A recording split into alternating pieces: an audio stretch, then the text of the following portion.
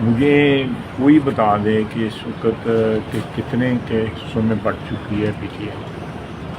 اس کا اندر کا انتشار اتنا زیادہ ہو چکا ہے کہ باہر سے کسی کو اس میں دخل اندازی کرنے کی ضرورت نہیں. آپ خود ابھی دو تین چیزیں آپ نے یہ چند فکروں میں بتا دی ہیں، 2-3 فکروں میں، کہ جو ان کا جو چیلنج ہوا ہے چیف منسٹر صاحب کا، اگر ہم نے تو نہیں کیا کسی میں، نہ حکومت کی طرف سے کوئی انیشیٹو ہے، نہ ہمارا سیاسی کوئی انیشیٹو ہے، نہ کوئی پارلیمنٹری انیشیٹو ہے. میں یہ ایک بڑا مشہور مقولہ ہے یا محاورہ ہے کہ جب آپ کا حریف جو ہے غلطیاں کر رہا ہو تو اس میں انٹرفیئر کرنا،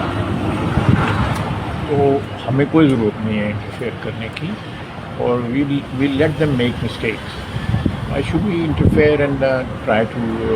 assume the blame. ہم blame نہیں دیں گے. تو اس لیے یہ کہنا کہ جی ایک تو یہ بات جو ہے نا، یہ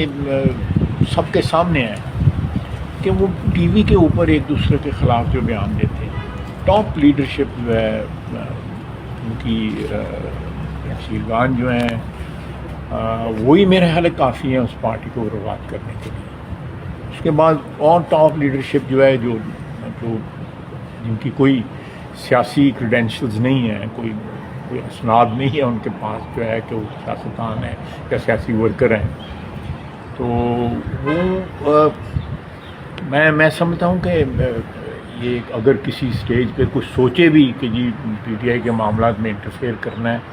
تو وہ بھی ایک غلطی ہوگی.